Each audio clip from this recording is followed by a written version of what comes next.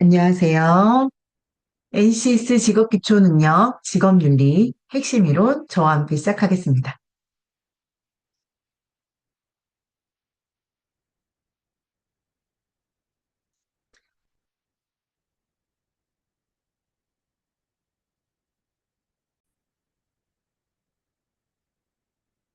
안녕하세요. NCS 직업기초능력, 직업윤리, 핵심 이론, 저와 함께 시작하겠습니다.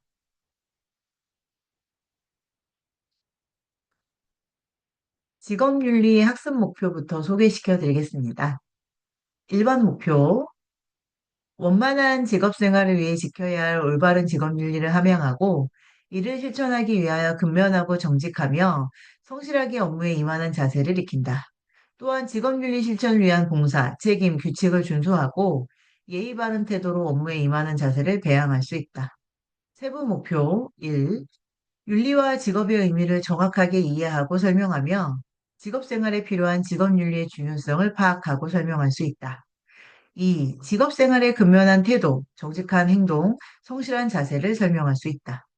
3. 직업 생활에서 봉사와 책임 의식의 의미, 준법의 의미, 예절과 존중의 의미를 설명할 수 있다. 2. 직업윤리의 의미와 중요성. 직업윤리란 직업 활동을 수행하는 개인이 자신의 직무를 성실히 이행하고 직업 및 사회가 요구하는 규범에 부응하기 위해 갖추고 발전시켜야 할 신념, 태도, 행동을 말한다. 직장 내 공동체의 일원으로 살아가는 직업인은 직업윤리를 바탕으로 올바른 직업관, 태도, 매너를 갖추어야 한다. 직업 활동은 다양한 사람들과 관계를 맺고 상호작용하는 과정이기 때문에 직업인은 사람 사이에서 지켜야 할 윤리적 기준을 이해하고 이를 실천하는 것이 매우 중요하다. 자, 여러분들과 함께 직업윤리의 학습 목표를 살펴보았습니다. 더불어서 직업윤리의 중요성과 의미에 대한 부분들을 살펴보았는데요. 결론적으로 직업윤리라고 하는 것은 여러분들이 나중에 취업하게 될 그 기관, 공공기관이나 그 공사에서 내가 해야 될 직무에 대한 부분들을 성실히 이행하고 그것에서 지켜야 할 규범에 대한 부분, 그리고 내가 함께 해야 될 신념과 태도, 행동에 대한 모든 것을 일컫는 말이다라고 생각해 주시면 좋으실 것 같습니다. 자, 그러면 직업윤리에 대한 의미와 중요성까지 살펴보았기 때문에 저희가 지금부터 조금 더 자세하게 이야기 좀 나눠볼 건데요. 직업윤리라고 하는 단어 중에 윤리에 대해서 먼저 알아보는 시간을 가져보도록 하겠습니다. 자, 일단 윤리에 대한 의미를 좀 설명드리려고 하는데요. 윤리는 인간과 인간 사이에서 지켜야 할 도리를 바르게 하는 것이다. 인간 사회에 필요한 올바른 질서이다. 살아가는 동안 해야 할 것과 하지 말아야 할 것을 구분하는 잣대이다. 살아가는 동안 해야 할 것과 하지 말아야 할 것을 구분하는 잣대. 더불어서 삶의 목적과 방법, 책임과 의무이다. 라고 이야기를 하고 있습니다.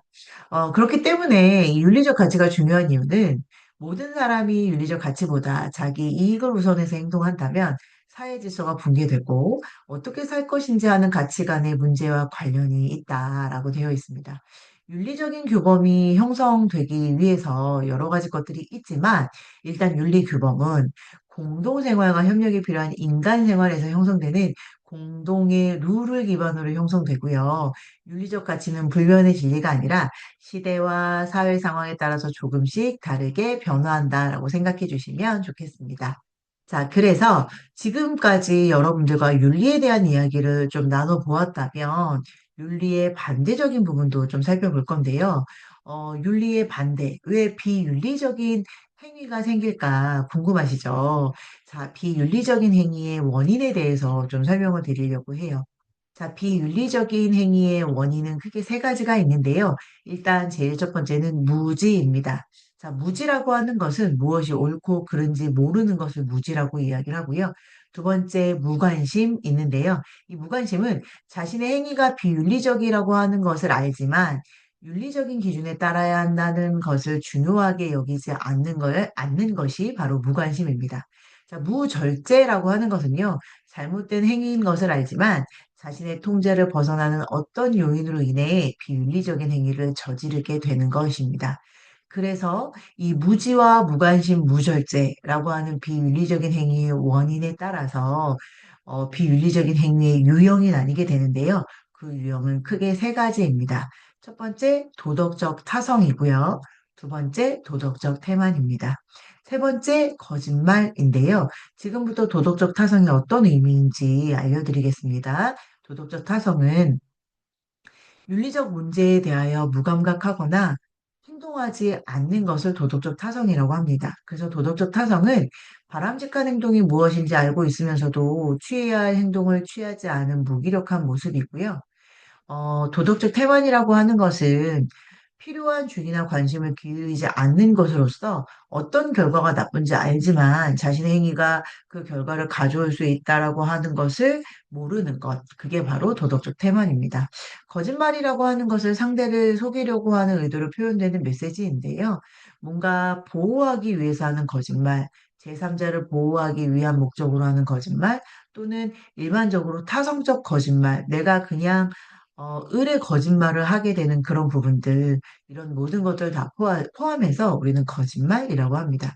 그래서 도덕적 타성, 도덕적 태만, 거짓말, 이 세 가지가 비윤리적인 행위의 유형이 된다라고 생각해 주시면 좋겠습니다. 그러면 저희가 윤리에 대한 부분을 알아봤잖아요. 이제부터는 직업에 대한 부분을 좀 알아보도록 하겠습니다.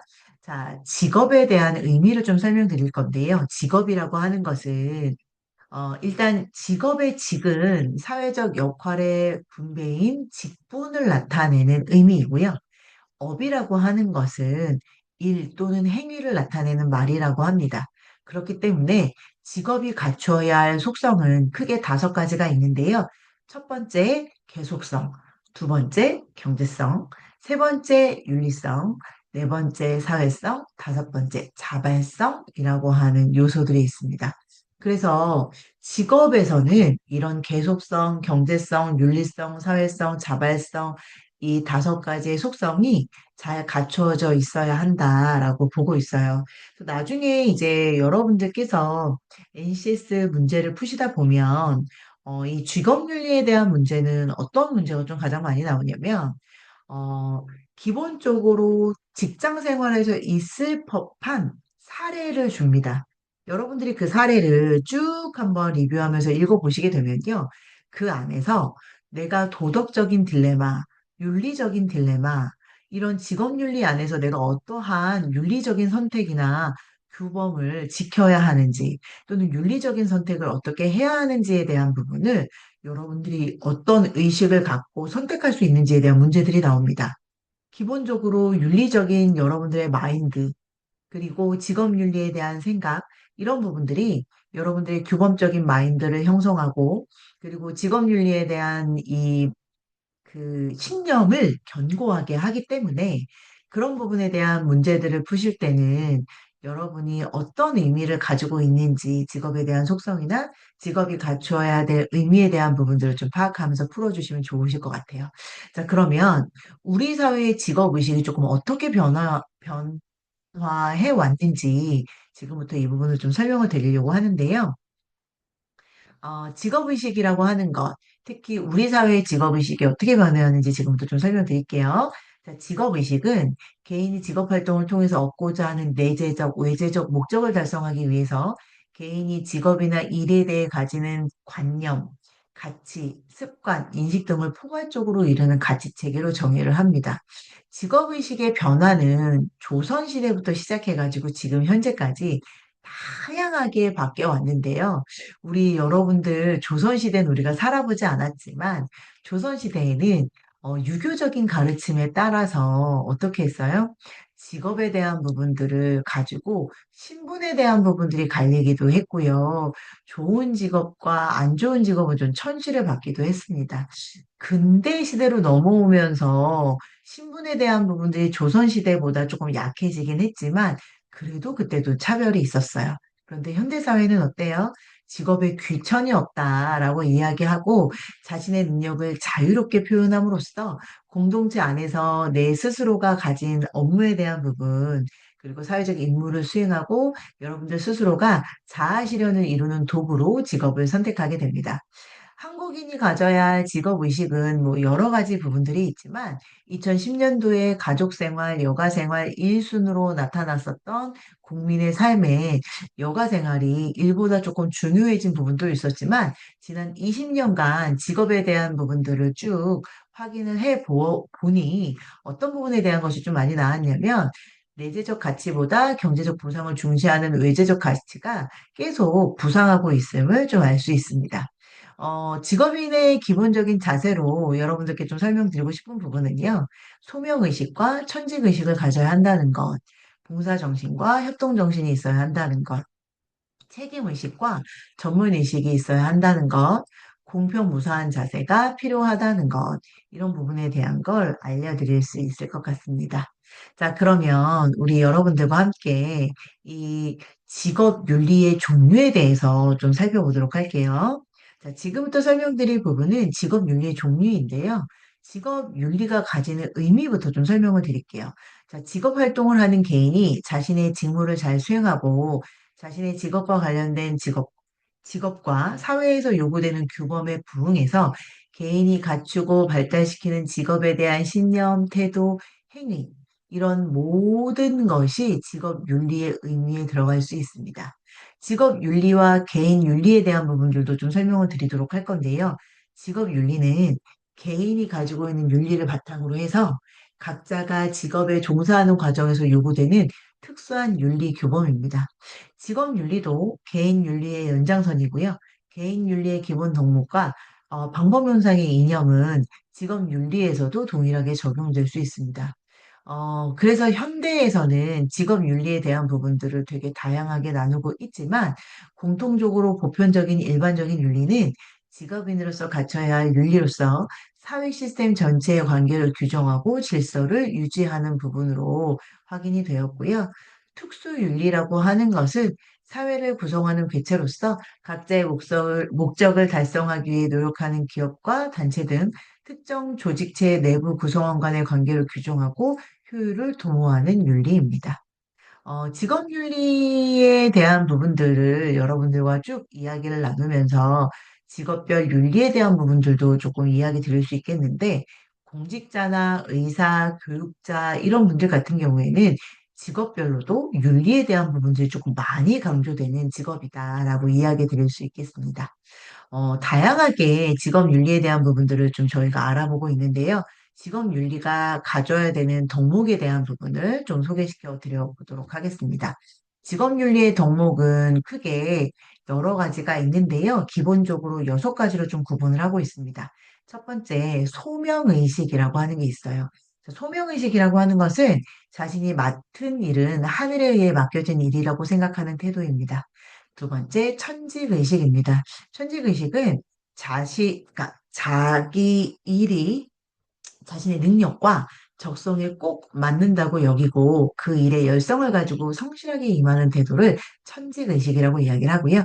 직분의식은 자신이 하는 일이 사회나 기업을 위해 중요한 역할을 하고 있다고 믿고 자신의 활동을 수행하는 태도입니다. 책임의식은 직업에 대한 사회적 역할과 책무를 충실히 수행하고 책임을 다하는 태도이고요. 전문가의식은 자기 일이 누구나 할 수 있는 것이 아니라 해당 분야의 지식과 교육을 밑바탕으로 성실히 수행해야만 한 것이라고 믿고 수행하는 태도입니다. 봉사의식은 직업 생활을 통해 다른 사람과 공동체에 대하여 봉사하는 정신을 갖추고 실천하는 태도입니다.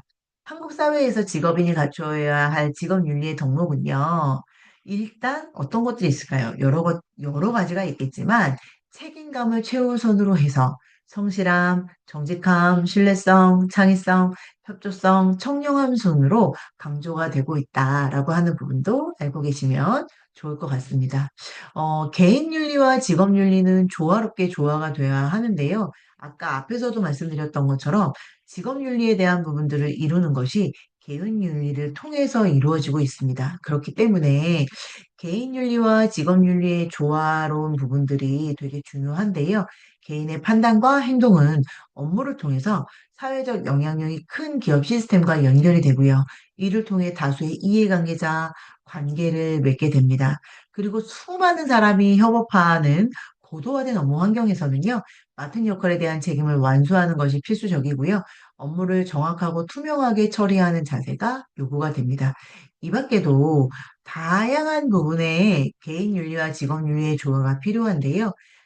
다양한 부분에 대한 개인 윤리와 직업 윤리의 조화는 여러분들께서 다시 한번 책으로 확인하면서 쭉 눈으로 보시고 리뷰하시면서 글의 흐름이나 맥락에 대한 부분들을 파악해 주시면 좋으실 것 같습니다. 자, 그러면 마지막으로 직업윤리의 기본 원칙에 대해서 좀 설명드리려고 하는데요. 이 직업윤리의 기본 원칙은 여러분들의 시험 문제로도 가장 많이 나오고 빈번하게 나오기 때문에 꼭 확인하고 알아두시면 좋으실 것 같습니다. 자, 일단 제일 첫 번째, 객관성의 원칙입니다. 업무의 공공성을 바탕으로 공사 구분을 명확히 하고 모든 것을 숨김없이 투명하게 처리하는 chế度를 객관성의 원칙이라고 하고요. 고객 중심의 원칙은 고객에 대한 봉사를 최우선으로 생각하고 현장 중심, 실천 중심으로 일하는 것입니다. 전문성의 원칙은요, 자기 업무의 전문가로서의 능력과 의식을 가지고 책임을 다하고 능력을 연마하는 것이고요. 정직과 신용의 원칙은 업무와 관련된 모든 것을 숨김없이 정직하게 수행하고 본분과 약속을 지켜 신뢰를 유지하는 것입니다. 공정 경쟁의 원칙은요, 법규를 준수하고 경쟁 원리에 따라 공정하게 행동하는 것입니다. 개인 윤리와 직업 윤리에 충돌이 있을 수도 있겠죠. 개인 윤리가 일반적인 상황에서 적용되는 보편적인 원칙의 규범이라면 직업 윤리는 구체적인 업무에서 요구되는 실천적인 규범이다라고 생각해 주시면 좋겠고요. 업무 중 직업 윤리와 개인 윤리가 충돌할 수 있고 이 두 경우 윤리 간의 균형을 유지하는 것이 상당히 중요합니다. 일반적으로의 행동 기준은 직업 윤리가 우선시되지만 동시에 기본적인 윤리에 입각한 개인 윤리도 잘 지키고 공인으로서의 역할을 성실하게 수행하려는 지혜와 노력이 요구가 된다라고 얘기하고 있습니다. 그렇기 때문에 여러분들께서도 직업 윤리와 개인 윤리는 충돌할 수 있구나. 직업 윤리와 개인 윤리의 이 두 개의 균형이 정말 중요하구나라고 하는 것들을 확인해 주시면 좋겠습니다. 자, 그러면 지금부터 직업 윤리의 하위 능력 요소를 좀 살펴보도록 할 건데요. 하위 능력 요소의 제일 첫 번째로 여러분들께 설명드릴 내용은 근로윤리입니다. 자, 근로윤리는요, 일반적으로 근면한 태도에 대한 부분을 좀 설명하고 있는데요. 여기에서 근면한 태도라고 하는 근면의 의미부터 살펴보도록 하겠습니다. 자, 근면의 의미는요, 일단 첫 번째, 고난의 극복이라는 의미를 가지고 있습니다. 여기에서 고난의 극복이라고 하는 의미는요, 환경과의 갈등을 극복해 나가는 과정으로 과거의 고난을 이겨낸 경험에서 형성이 되고요, 현재의 어려움을 극복하는 데 활용이 되는 자원입니다. 개인의 절제나 금욕을 반영하고요. 그리고 근면은 고난을 극복하기 위해 금전과 시간, 에너지를 사용할 수 있도록 준비하는 것입니다. 장기적이고 지속적인 행위를 과정으로 인내를 요구하는 것, 이것도 근면의 의미인데요.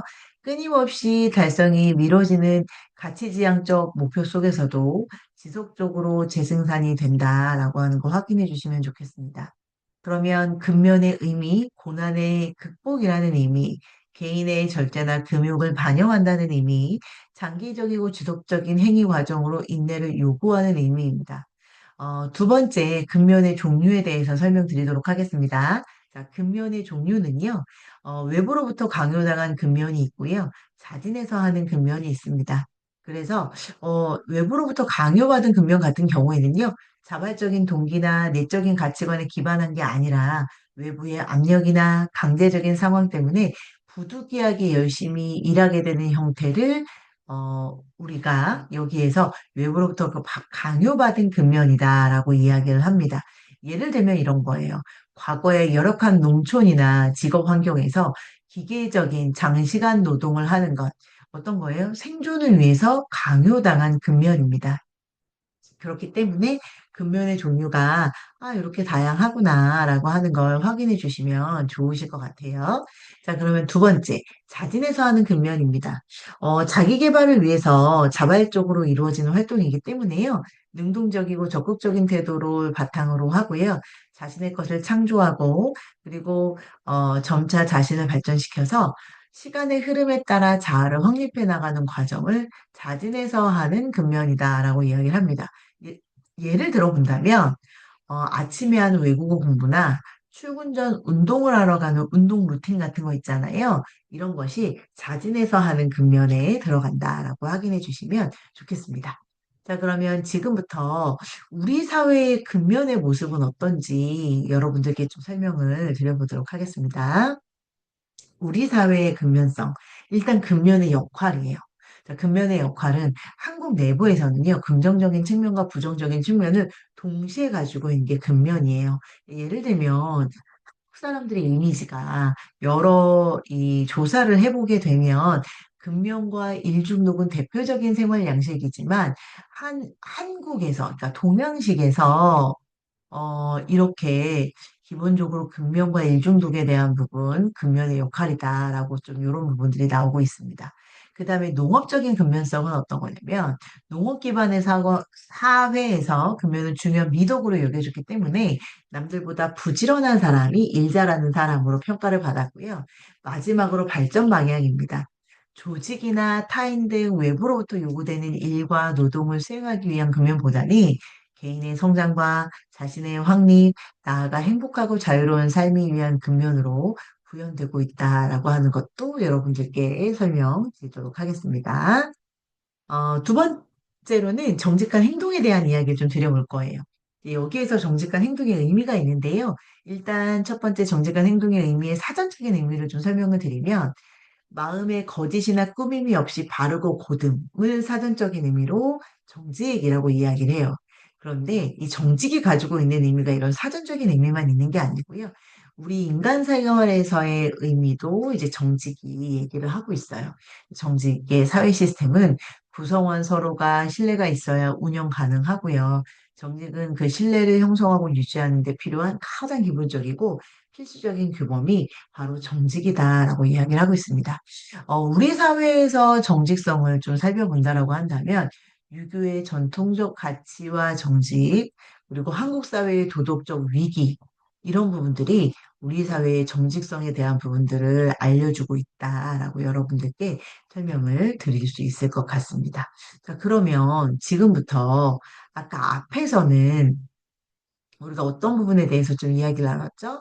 정직에 대한 이야기를 좀 나눴다라고 한다면, 지금부터는 어떤 얘기를 나눌까요? 여러분들과 함께 하겠습니다. 바로 성실한 자세에 대해서 이야기를 좀 드리려고 해요. 성실한 자세, 성실의 의미부터 좀 설명을 드리도록 할 건데요.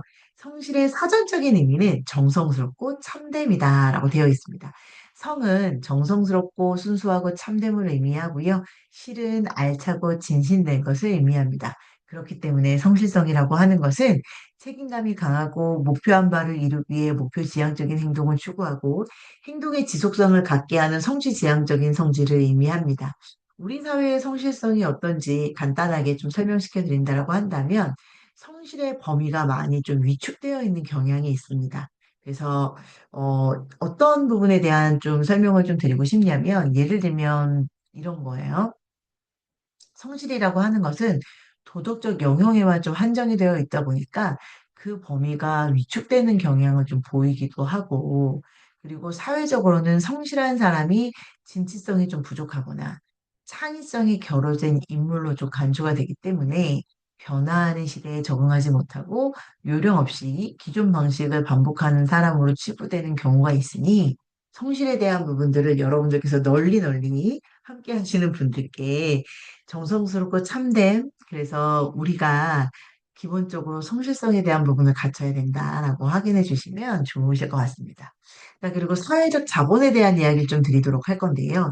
성실이라고 하는 것은 사회 구성원들이 힘을 모아 공동체 목표를 효율적으로 구축할 수 있도록 돕는 중요한 자본이므로 특히 신뢰를 포함하는 성실은 눈에 보이지 않지만 가장 확실한 사회적 자본으로 이 성실이라고 하는 부분들이 쓰이고 있다라고 생각을 해주시면 좋으실 것 같습니다.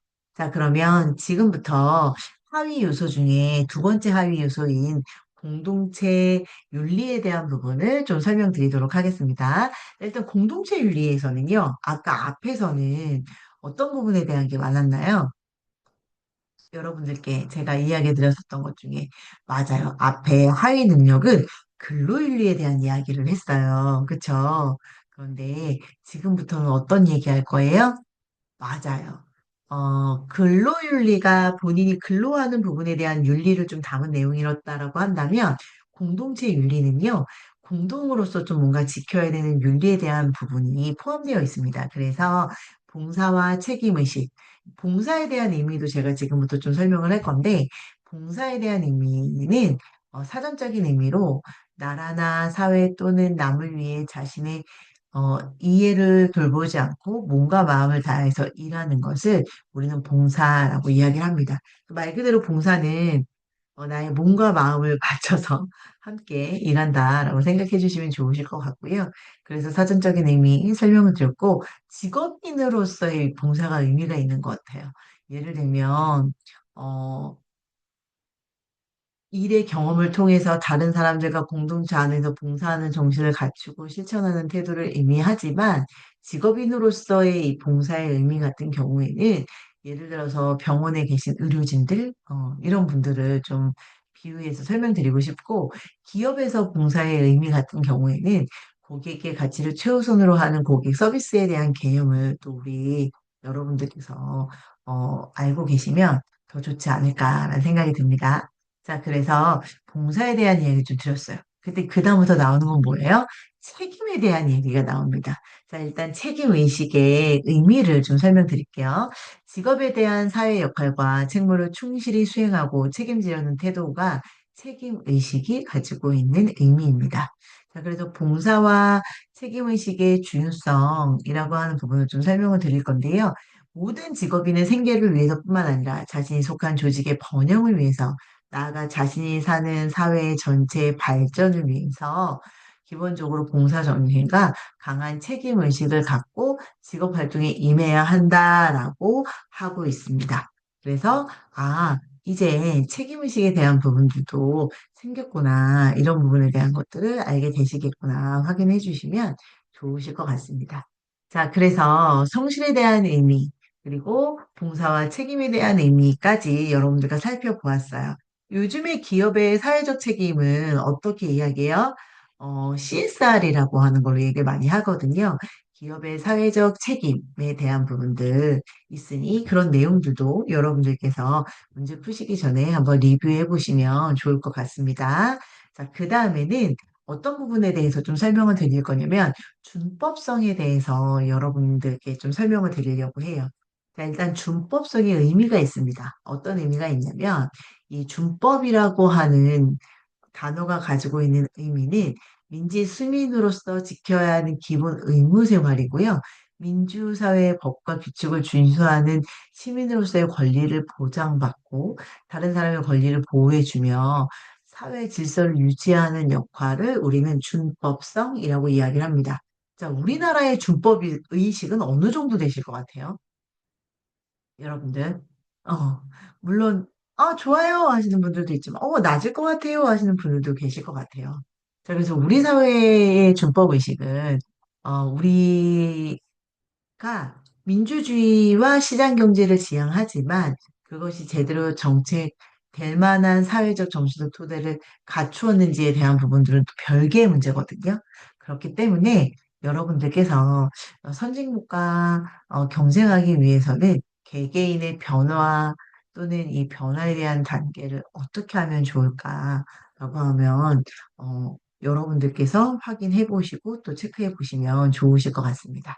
자, 그 다음에 이제 주법에 대한 이야기를 여러분들과 좀 이야기를 나누더라고 한다면, 지금부터는 예절과 존중에 대한 이야기를 좀 드려볼까 합니다. 일단 예절이 가지고 있는 의미부터 조금 설명을 드리도록 할게요. 자, 일단 예절이라고 하는 것은 일정한 생활 문화권에서 오랜 생활 습관을 통해 하나의 공통된 생활 방식을 예절이라고 이야기를 합니다. 변하지 않는 기본 정신은 인간을 소중하는 마음이고 예절의 다양성을 인정하는 것이 아니다라고 되어 있는데요. 우리 예를 들면 이런 거예요. 여러분들께서 하시는 예절은 여기 나와 있는 것처럼 일정한 생활 문화권에서 오랜 생활 습관을 통해 형성된 하나의 공동화된 생활 방식이기도 하지만 인간을 존중하는 마음이 이제 예절이라고 하는 것에 깔려 있고요. 그리고 이 예절의 다양성을 인정하는 것이 상당히 중요하다라고 하는 걸 먼저 설명드리겠습니다. 그래서 예절에 대한 부분이 이렇게 중요하구나라고 생각하시면서 그럼 우리는 일터에서 어떻게 예절을 잘 지켜야 하는가라고 하는 부분을 저와 함께 해보도록 하겠습니다. 자, 일단 우리 여러분들께서 보시는 것처럼 어떤 게 있었어요? 자, 일터에서의 예절입니다. 일터에서의 예절. 일터에서의 예절 중에 제일 첫 번째는 여기에 뭐가 나왔죠? 맞아요. 소개 예절이 나왔습니다. 소개 예절. 소개 예절은 어떤 거예요? 직장 내에서 서열과 나이를 고려해서 어린 나이의 사람을 이 연장자에게 소개를 해주는 게 소개 예절입니다. 일반적인 사람들은, 아니, 우리가 뭐 이렇게까지 해야 돼요 하시지만, 기본적으로 우리가 이제 처음 들어온 입장이라고 한다면, 소개에 대한 부분들도 귀 쫑긋 세우고, 여러분들께서 들으셨다가, 나중에 또 후배님들이, 또는 나의 동료, 또는 여러분들이 이제 입사하시게 될 그곳에서 함께 일하시는 분들 만날 때, 이런 소개 예절, 인사 예절, 악수 예절 같은 것들을 같이 많이 활용해 주시면 좋으실 것 같아요. 자, 일단, 인사 예절 같은 경우에는, 어, 우리가 모든 대인 관계를 할 때요, 가장 기본이 되는 게 바로 인사 예절입니다. 그리고 악수는 무조건 오른손으로 하게 되어 있어요. 오른손. 그래서 악수는 오른손으로 하되 우리나라에서 악수할 때는 가볍게 절을 하지만 서양에서는 허리를 세운 채 악수를 하므로 서양인의 바이어를 만날 때는 이를 기억해야 한다고 되어 있어요. 예를 들면 이런 겁니다. 우리가 여러분들께서 이 악수를 하게 됐을 때 기본적으로 무슨 손으로 한다고 제가 아까 말씀드렸어요? 맞아요. 오른손으로 합니다. 그래서 오른손으로 하게 되면 한 손은 어떻게 해야 돼요?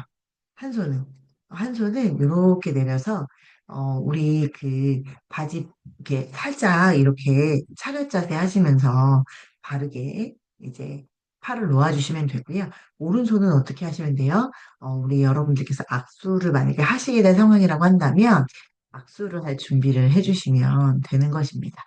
그래서 윗사람이 아랫사람에게, 여성이 남성에게, 선배가 후배에게, 그리고 상급자가 하급자에게 청하는 것이 악수예절이다라고 하는 거 확인해 주시면 좋으실 것 같습니다. 자, 이제 그 다음에 예절은 명함 교환 예절하고요. 그리고 전화 예절에 대한 부분을 우리 여러분들께 설명을 드리려고 합니다. 자, 일단 악수. 악수의 예절과 전화의 예절이 너무 많아요. 그쵸? 그래서 여러분들께서 좀 확인을 하시면서 한번 리뷰하는 개념으로 내용을 쭉 한번 봐주시면 좋으실 것 같은데요. 일단 명함 교환에서 중요한 거 몇 가지만 설명드려 볼게요. 왜냐면 내용이 너무 많기 때문에 제가 우리 여러분들께 선별해서 물론 이제 어, 잠시만요. 네, 좋습니다. 자, 제가 지금 하려고 했는데 안 돼서, 안 돼서 명함에 대한 예절을 간단하게 먼저 설명드린다고 한다면, 기본적으로 명함은 손 아랫사람이 손 윗사람한테 먼저 건네게 되고요. 상사와 함께라고 한다면 상사가 먼저 명함을 건네고 난 뒤에 내가 건넨다라고 생각을 해주시면 돼요. 명함을 건넬 때는 일어나서 정중하게 인사드린 뒤, 회사명과 이름을 밝히면서 여러분들께서 이제 악수를 권하시거나 왼손으로 받아치고 오른손으로 건네면서 상대방의 이름을 향하도록 하는 것도 방법입니다. 그리고 전화 예절 같은 경우에는요, 기본적으로 전화는 받을 받을 때, 걸 때, 이런 부분에 대한 것들을 중요하게 생각을 하시고, 그 메일 보내는 것도 되게 중요하게 생각을 하시니까, 그런 부분에 대한 것들을 우리가 업무를 하면서 계속 지속적으로 잘 할 수 있게 확인해 주시면 좋으실 것 같아요. 그래서 전화예절 같은 경우에는 보시게 되면 어떻게 되어 있어요? 전화를 걸기 전에는 상대방의 전화번호, 소속, 직급, 성명을 명확히 확인하고 용건과 관련된 서류 등을 미리 준비합니다.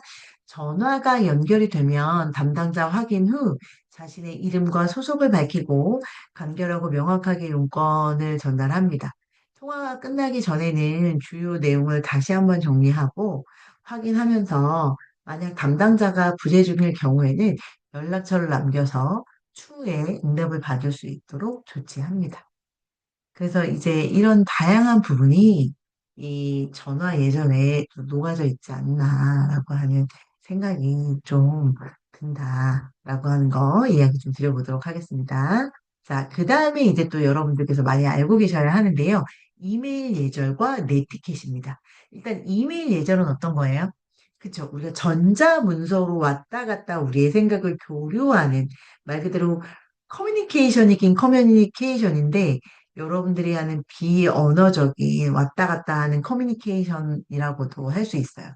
왜냐면 이메일은 서로가 보내게 되는 거기 때문에 서두의 소속과 이름을 꼭 작성을 해주시고 업무 성격에 맞는 형식을 갖추고 간결하면서도 명확하게 작성을 해주시는 부분이 필요합니다. 메일 제목은 반드시 여러분들께서 작성을 해 주셔야 하는데요. 쓰실 때 간결하면서도 핵심을 잘 알 수 있게 작성해 주시고, 메시지 또한 가능한 간결하게 작성해서 수신자가 빨리 잊지 않도록 응답해 주시는 부분들이 필요합니다. 자, 그리고 이제 이메일과 함께 또 우리 여러분께 알려드릴 내용은 바로 네티켓입니다. 자, 이 네티켓이라고 하는 것은요, 인터넷과 스마트폰 통신의 발달 기술로 정보화 사회가 급격하게 진행이 되면서 새롭게 나타나게 된 예절이다라고 생각을 해주시면 좋겠습니다. 그래서 기본적으로 네티켓이라고 하는 것은 개인의 프라이버시 침해와 정보 유출, 그리고 해킹 이런 정보의 역기능에 대해서도 겸허히 조금 어, 여러분들께서 생각하시고 확인하시고 파악하시면서 예절을 지켜주시는 부분이 필요합니다. 자, 이런 것이 쭉 되신다라고 한다면 우리 회사는 어떤 게 될까요? 맞아요. 제가 지금 여기 띄워놨는데 상호 존중하는 문화를 만드실 수 있습니다. 예절의 핵심은 상대를 존중하는 마음이고요.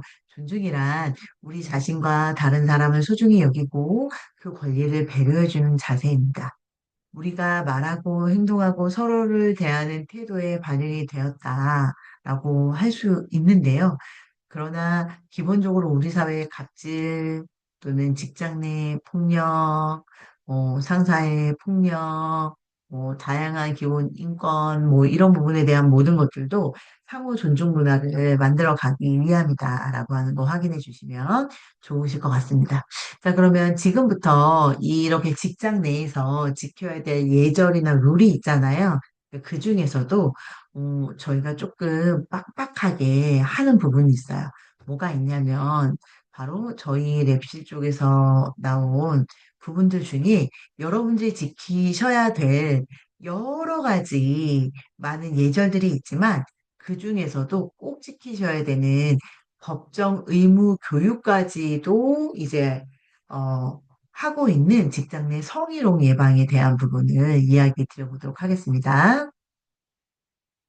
자, 직장 내 성희롱이 성립하려면 네 가지가 요건입니다. 일단 첫 번째 요건은 성희롱의 당사자의 요건이 갖추어져 있어야 하고요. 두 번째, 지위를 이용하거나 업무와의 관계성이 없는 것은 어렵습니다. 그래서 지위를 이용하거나 업무와 관련성이 있어야 하고요. 업무와 관련성이 없으면 안 되고, 업무와 관련성이 있어야 하고, 성적인 언어나 행동 또는 일을 조건으로 하는 행위여야 하고 고용상의 불이익을 초래하거나 성적 굴욕감을 유발해서 고용 환경을 악화시키는 경우에도 직장 내 성희롱이 성립될 수 있다라고 생각해 주시면 좋을 것 같습니다. 그러면 직장 내 성희롱의 당사자 요건이 어떻게 되는지 좀 설명을 드려보도록 할게요. 자, 그러면, 자, 당사자 요건입니다. 자, 일단 가해자. 남녀 고용평등법상 가해자는 고용 및 근로조건에 관한 결정권을 가지고 있는 사업주나 직장 상사를 비롯해서 동료 근로자와 부하 직원까지 포함이 되지만 거래처 관계자나 고객 등 제3자는 가해자의 범위에서 제외되고 있습니다. 그리고 피해자라고 하는 것은 모든 남녀 근로자는 직장 내 성희롱의 피해자가 될 수 있으며 대부분의 피해자는 여성 근로자이지만 남녀 근로자 모두 해당되고 현재 고용관계가 이루어지지 않더라고 하더라도 장래 고용관계를 예정하고 있는 경우에도 포함이 된다라고 얘기를 하고 있습니다. 자, 그리고 가장 또 중요한 요건 중에 하나가 어떤 거냐면 지위를 이용하거나 내 지위를 이용하거나 업무와 관련성이 없어. 어, 업무와 관련성이 있어야 되는데 없으면 안 돼요. 그래서 지위를 이용하거나 업무와의 관련성이 있어야지만 직장 내 성희롱이라고 하는 부분들이 어떤 거예요? 요건이 형성이 됩니다. 요건이. 그래서 여기에도 나와 있지만 지위를 이용하거나 업무와 관련성이 있을 것이라고 하는 요건 때문에 성희롱 또는 직장 내 성희롱이 단지 직장 내라는 장소에서 일어나야 한다는 것을 의미하는 것은 아니다라고 되어 있습니다. 그래서 업무와 관련된 출장으로 차 안에 있을 때 또는 전체 회식 장소 등에서 발생하는 성희롱도 업무와 관련성이 있다고 볼 수가 있고요.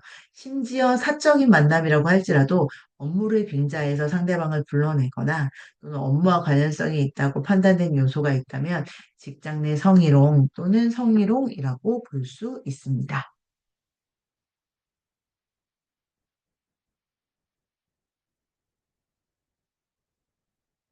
자, 그 다음에 여러분들께 알려드릴 것은 직장 내 괴롭힘 예방, 방지입니다. 그래서 직장 내 괴롭힘이라고 하는 것을 보시게 되면요.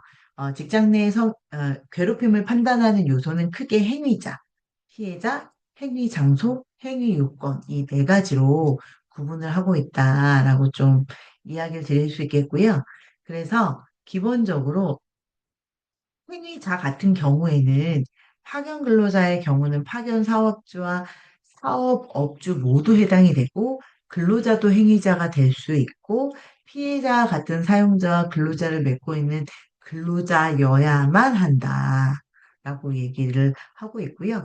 피해자 같은 경우에는 직장 내 모든 근로자가 해당이 되고 행위 장소는 사내는 물론 외근 출장지, 회식, 기업 행사, 사적 공간, 사내 메신저, SNS 등 온라인 공간에서의 경우에도 해당될 수 있습니다.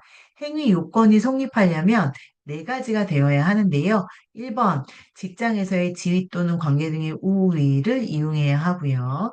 2번, 업무상 적정 범위를 넘었는데 여기 나와 있는 것처럼 업무상 적정 범위를 넘는 행위여야지만 이 행위 요건은 인정이 된다라고 생각해 주시면 좋으실 것 같습니다. 마지막으로는 신체적, 정신적 고통을 주거나 근무 환경을 악화시키는 행위가 바로 행위 요건이 된다라고 하는 부분을 어, 생각해 주시면 여러분들께서 문제를 푸시기도 조금 더 수월하시지 않을까라고 하는 생각이 듭니다. 자, 그러면 지금부터 NCS 문제풀이 직업윤리의 출제 경향에 대해서 여러분들에게 간단하게 소개시켜 드리고 설명하면서 좀 안내하겠습니다. 자, 1번. 실제 직무 상황 중심의 시나리오형 문제가 증가했다라고 되어 있는데 맞습니다.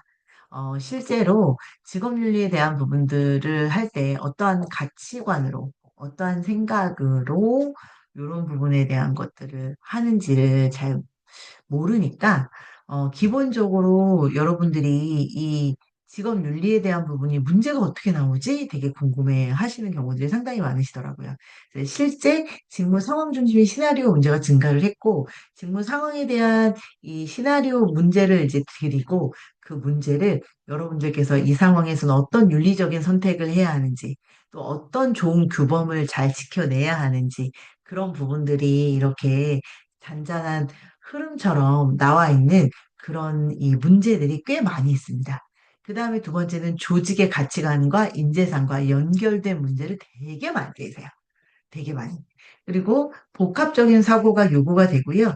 직업 윤리의 범주 안에서 바람직하고 윤리적인 선택을 해야 한다는 게 그게 좀 가장 여러분들께서 확인하셔야 될 부분이 아닌가 싶습니다.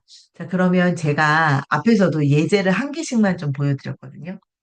예제를 한 개씩만 좀 보여드렸는데, 여기에 있는 예제를 조금 보여드릴게요.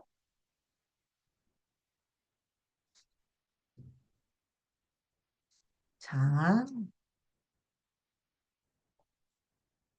어떤 예제를 좀 보여드릴 거냐면, 네, 지금 문제가 떴죠? 네. 자, 제가 지금 이 예제를 여러분들께 보여드리려고 해요. 자, 이 예제는 어떤 거냐면, 보시게 되면 문제의 형태가 어때요? 제가 아까 여러분들께 뭐라고 말씀드렸어요?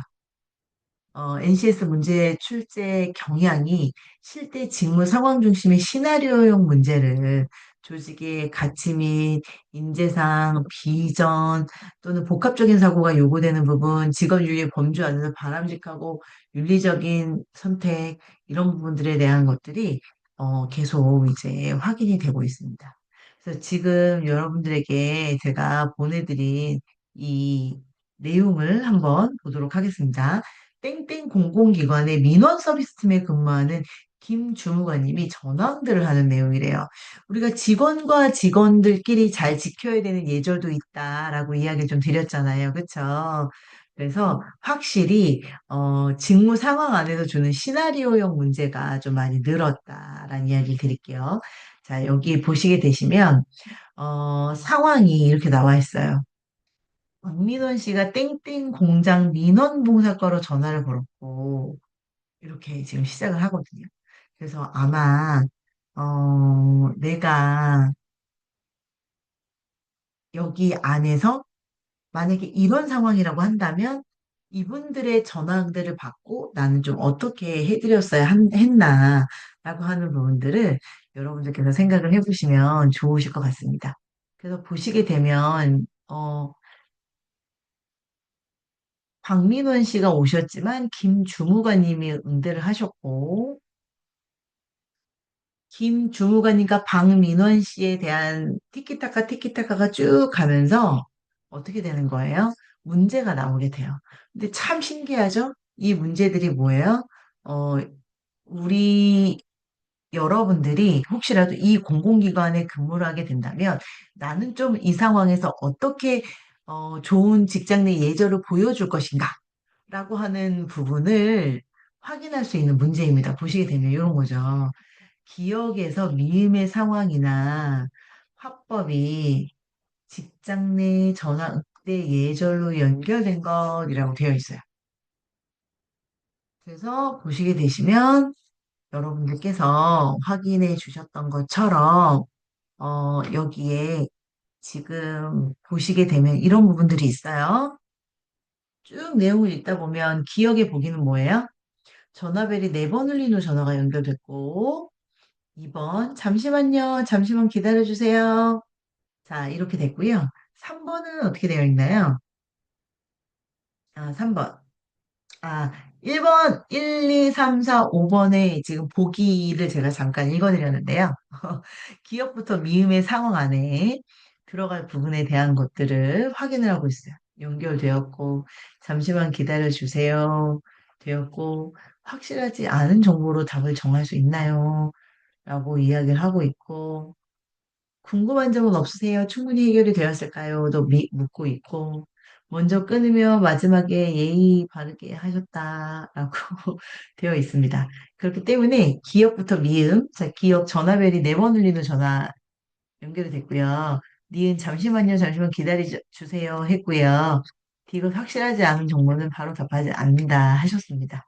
그렇기 때문에 여기 나와 있는 것처럼 디귿은 바로 답하지 않았고요. 리을은 궁금한 점은 충분히 해결이 되셨을까요? 라고 물어보는 그런 부분이었습니다. 그래서 여러분들께서도 이렇게, 이런 보기와 함께 문제가 출제되는구나, 라고 하는 것을 확인해 주시면 좋으실 것 같고요. 그래서 여러분들께 이제 직업윤리 문제 풀이 팁을 좀 설명을 드릴게요. 네. 자, 직업윤리에서 NCS 문제풀이 팁은요. 일단 제일 첫 번째, 지문의 글이 있잖아요. 그 지문의 글의 핵심을 좀 파악하셔야 돼요. 왜냐면 되게 다양한 부분에서 지문들이 나오고 있기 때문에, 직업윤리를 풀기 위한 어떤 거예요? 직업윤리를 풀기 위한 어, 직업 윤리를 풀기 위한 사례를 여러분들한테 드린 거예요. 우리 지금까지 여러분들께서 문제 푸시면서 어떤 게 있었어요? 기본적인 사례에 대한 부분이 있었죠? 자, 그게 바로 지문의 핵심을 좀 파악해서 실제 사례에선 좀 어떻게 적용이 되고 있는가에 대한 부분들도 여러분들이 확인하시면 됩니다. 그래서 객관적이고 보편적인 관점을 유지해 주시고 이해관계자의 관점에서 분석해 주시고 직업 윤리적 가치를 지향하는 선택을 해 주시길 무척이나 바라고 있다라는 이야기 좀 드려볼게요. 자, 그래서 문제 푸실 때 이런 부분 확인해 주시고, 그리고 또 한 번 더 정리를 한다라고 한다면, 문제 풀이에 대한 부분 이렇게 확인해 주시고요. 그리고 문제 출제 경향, 실제 실무 상황 중심의 시나리오형 문제가 증가했고, 그리고 조직의 가치나 인재상과도 연결을 하고요. 복합적인 사고력이 요구되기도 하고 직업 윤리의 범주에서 바람직하고 윤리적인 선택을 잘 할 수 있었나라는 부분들을 생각해 주시면 좋으실 것 같습니다. 자, 그래서 우리 여러분들께서 너무나 직업 윤리에 대한 부분들 궁금하신 것들 많으시겠지만 제가 대표 예제 하나만 좀 설명을 드리면서 여러분들께서 한번 보시고 체크하시는 부분들이 있으시면 좋으실 것 같고요. 더불어서 직업윤리 같은 경우에는 여러분들께서 쭉 한번 내용을 파악하시고 또 쑥 한번 내용을 파악하시면 어렵지 않게 이 문제들에 대한 부분들을 풀 수 있을 겁니다. 함께 해주셔서 감사합니다.